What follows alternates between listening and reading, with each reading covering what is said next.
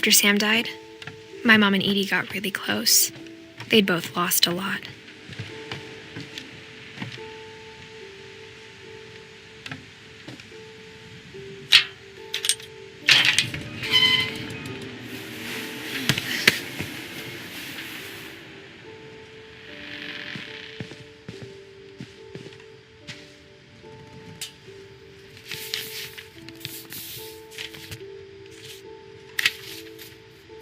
Dear Kay, do you remember the way Gregory used to laugh when he thought he was alone?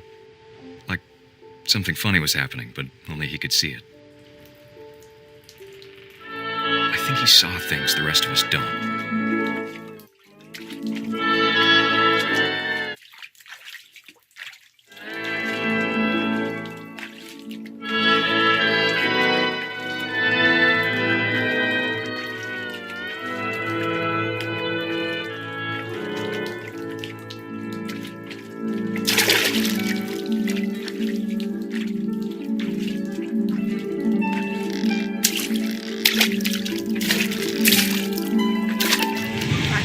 Gregory, it's time to... Hold on, sweetie. Hello? Sam, I told you I don't want to talk right now. I wonder what he saw. What his world was like.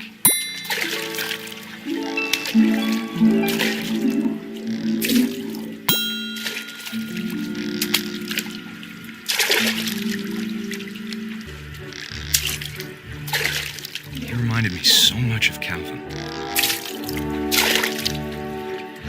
Lost in his imagination. Whatever it was, he saw.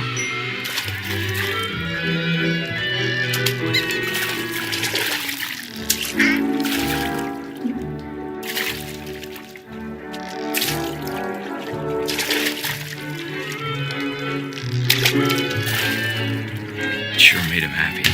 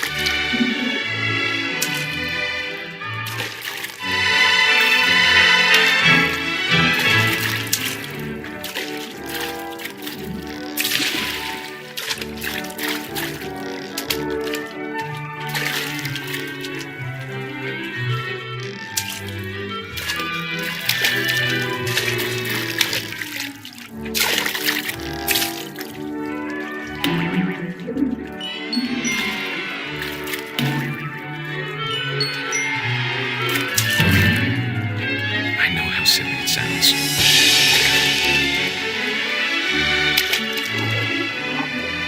That I worried about a baby being too happy. But I could feel him slipping away. Sorry about that, Gregory. I know you did everything you could. Maybe if I hadn't called that night. Damn it. Hold on, I don't want Gregory to hear this.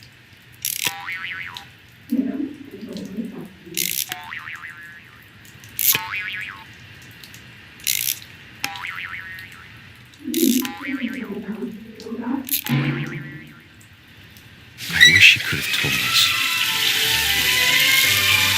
about the world he saw.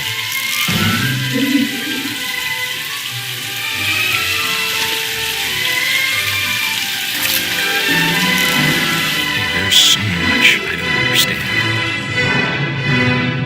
about Gregory, about everything.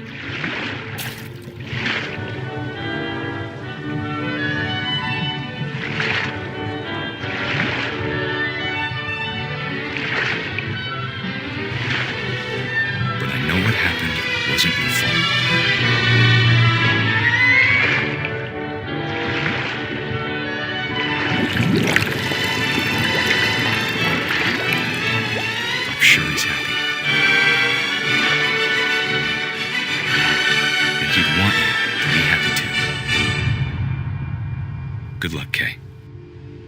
Love, Sam.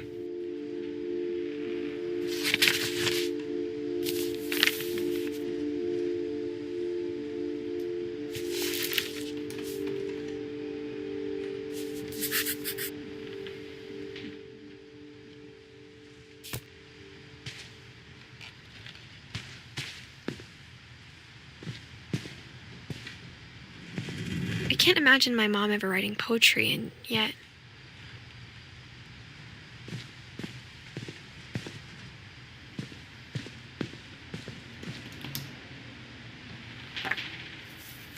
A poem for Gus, who always said the wedding was a bad idea. Our father never hit us kids, at least not very hard, before the day my brother said with teenage disregard that he'd be dead before he'd see a wedding in our yard.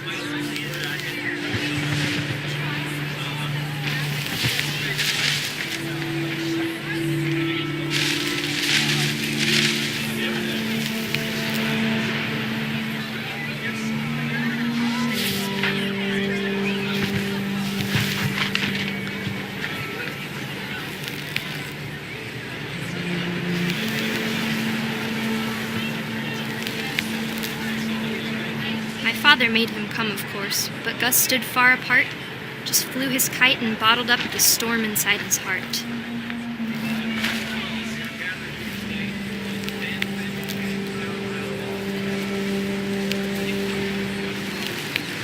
I tried to talk him out of it, but though he'd never met her, "We don't need a stepmom," were the words that I now pronounce you husband and wife. You may kiss the bride.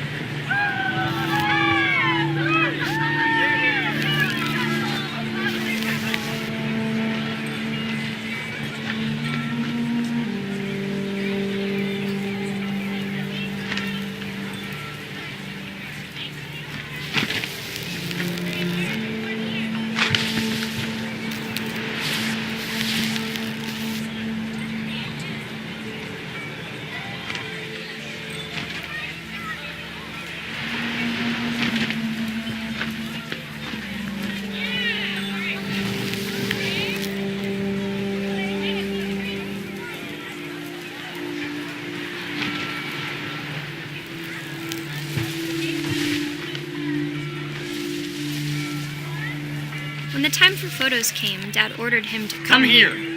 But Gus declined and as a sign held up his middle finger.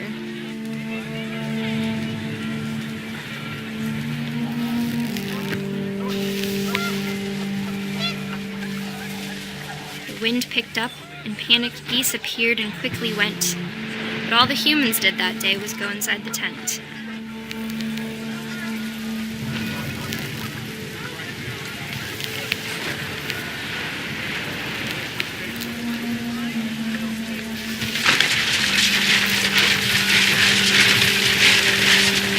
Rain came down in buckets then, but no one seemed afraid that nature might destroy the tent our dad had crudely made.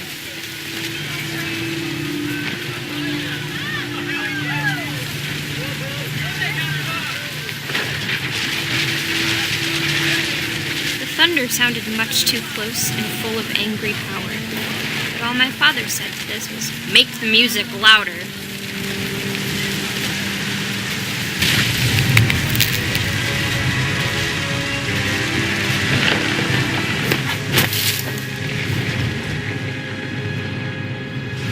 I wish that I could truly say I thought about you on that day.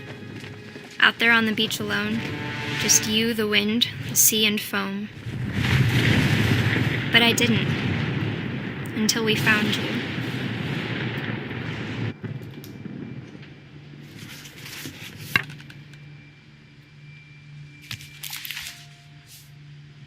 She never talked about him, but Mom told me once if I was a boy, they were going to name me Gus.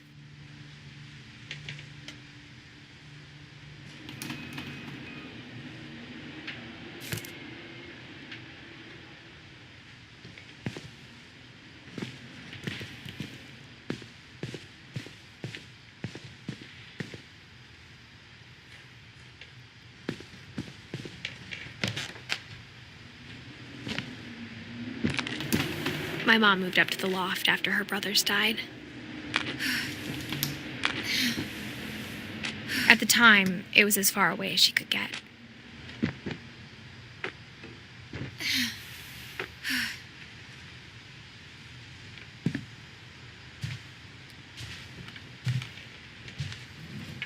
My mom moved to India a week after graduation and got a job teaching English.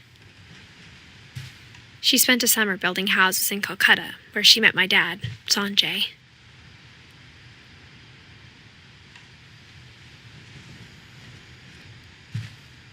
Louis was born a year later.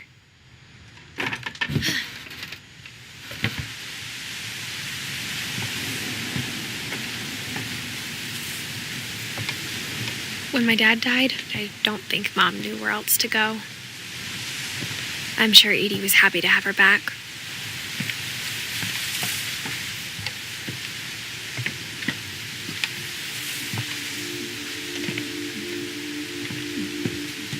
The house had to get a little bigger, but Edie was used to that.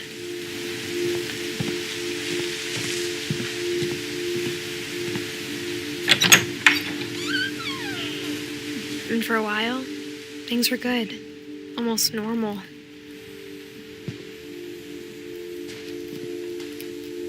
But it didn't last.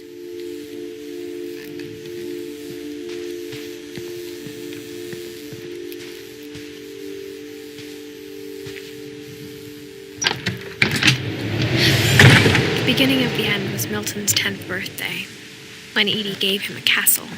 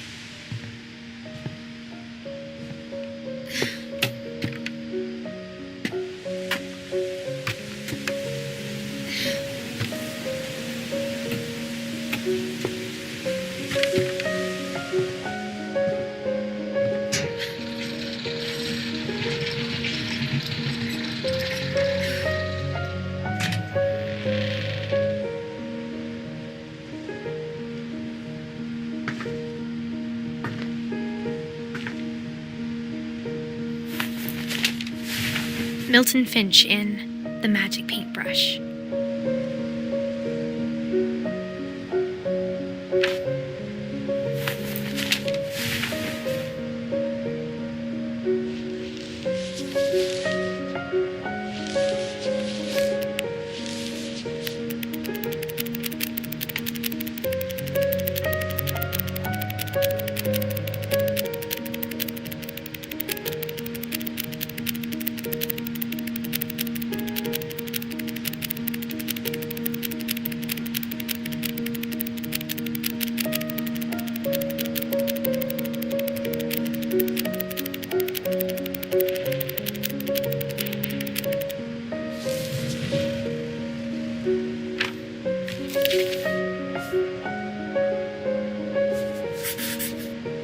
I was 4 when Milton disappeared.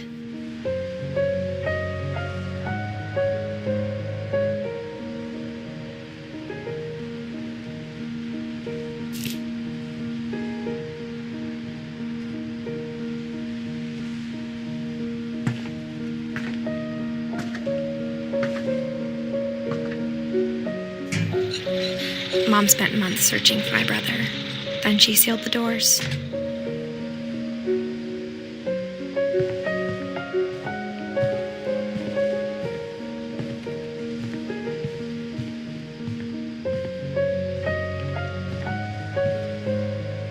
Whatever Milton had found in the house, Mom didn't want it getting out.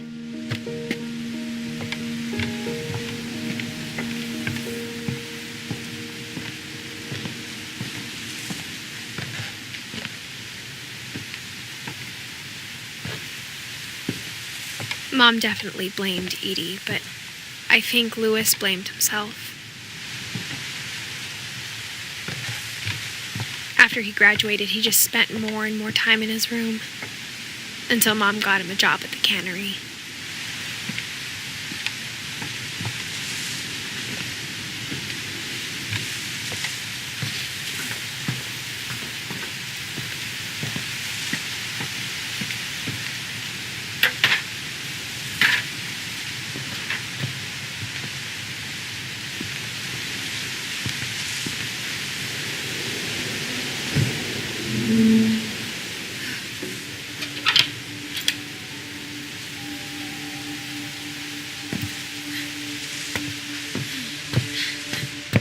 Lewis's room smelled very, very familiar. That part of him lived on. Lewis and I spent a lot of time playing games together, but he was surprisingly bad at them. He died a lot.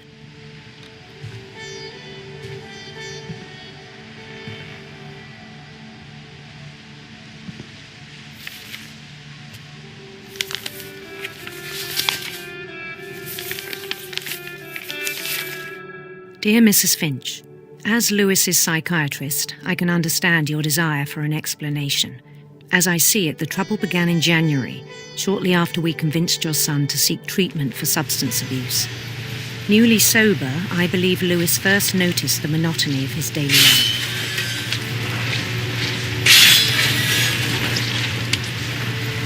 He kept working at the cannery, but he withdrew part of himself. In our sessions, I saw the same behavior. His mind began to wander.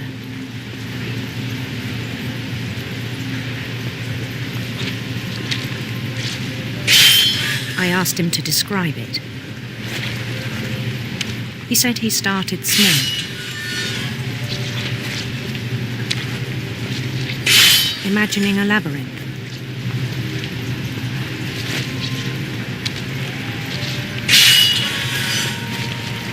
He'd feel his way about.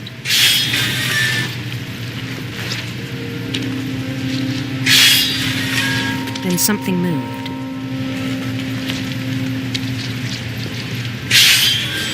Bats.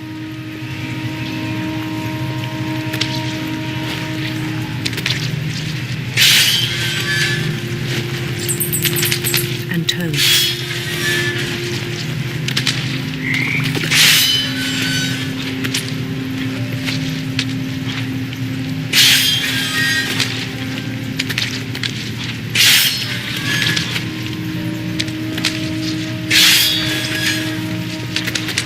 And things that have not names.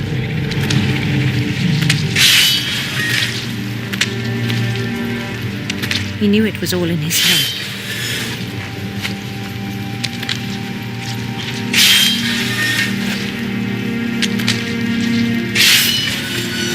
But he took it very seriously. I had hoped he'd find himself.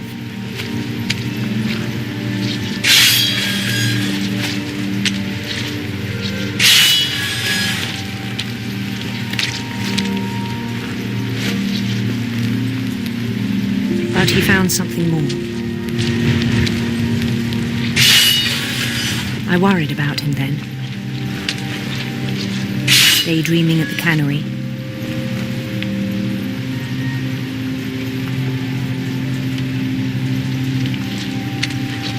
I spoke with his boss. But he said Lewis had become a model employee. Methodical, tireless, focused. Like a whole new Lewis. So I let him go on.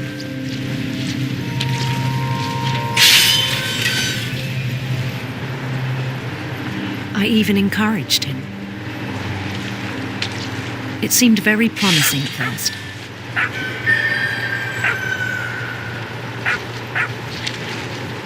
He told me he'd made a new friend.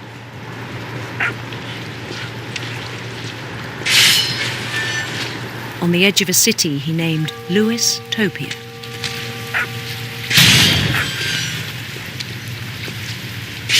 He built the city up slowly, brick by brick. Then he made musicians.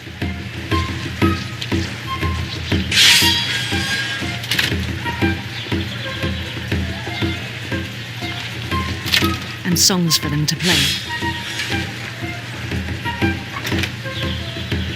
He talked about starting a band.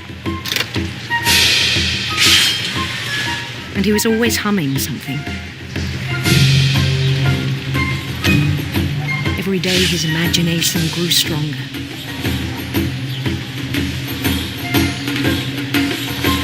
He no longer spoke at the cannery. But his chopping was as reliable as ever. Then one day it struck him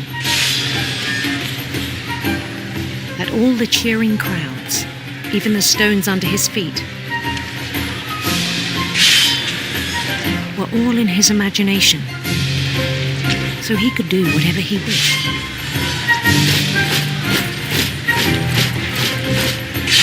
He held an election for mayor. And he won. They begged him to stay, but his mind was already wandering. It became a game for him.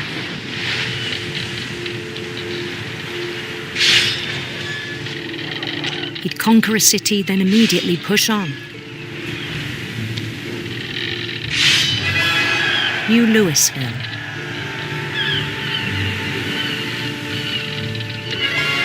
St. Louis. He started drifting away from our reality.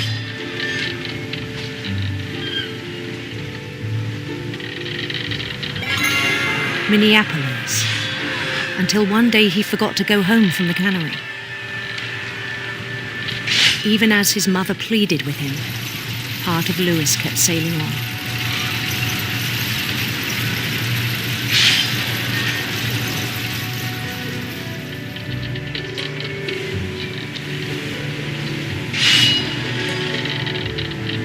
In Louisburg, he heard rumors of a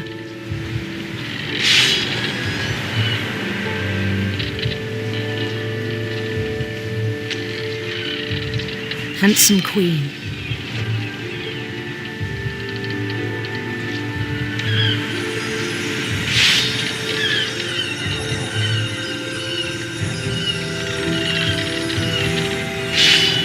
The queen was on her own quest for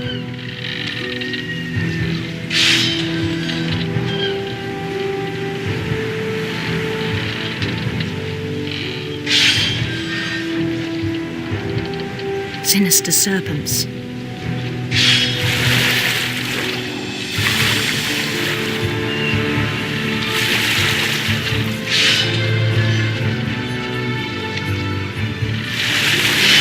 He followed the sound of her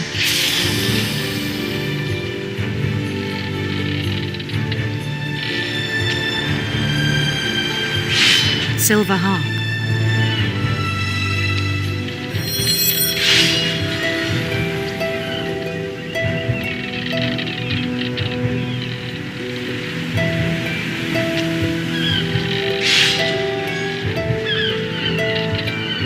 His chase led him to a golden palace east of the sun and west of the moon. Even then, his logic remained sound. He knew the world was all in his imagination.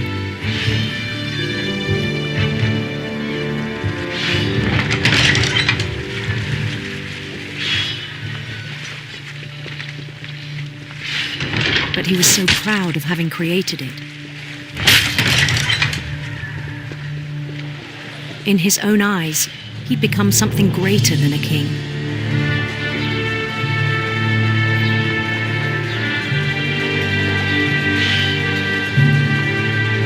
For someone who'd never known success in the real world, I think it was overwhelming. And then it struck him that the real Louis was not the one chopping salmon, but the one climbing the steps of a golden palace.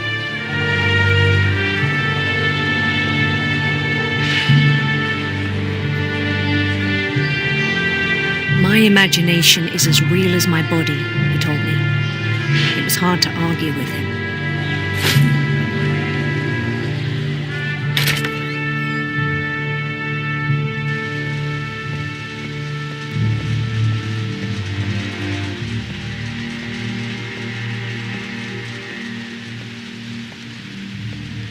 He began to forget the world we know.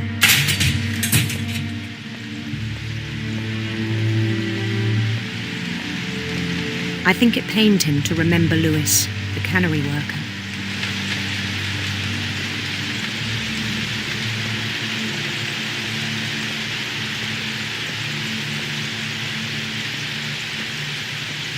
He began to despise the man with a royal contempt.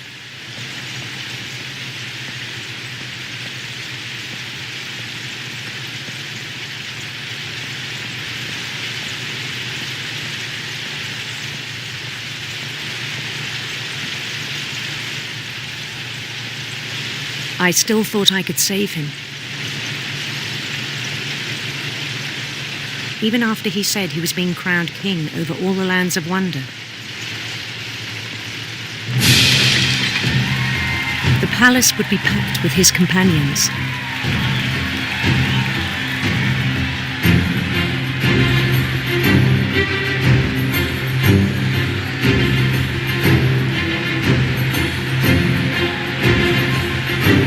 Including the wise Calico who'd insisted on inviting him.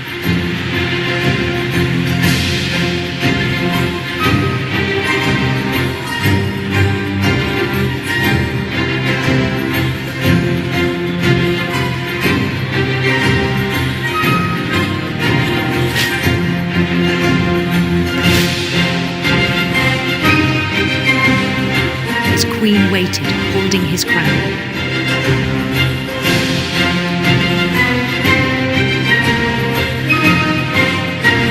There was only one thing left to do.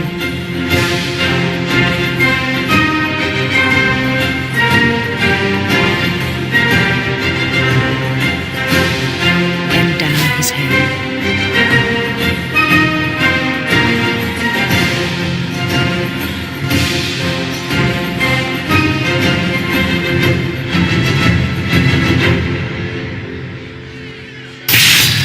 And the rest I think you know. Mrs. Finch, your son was a kind man who will be missed by all of us who knew him.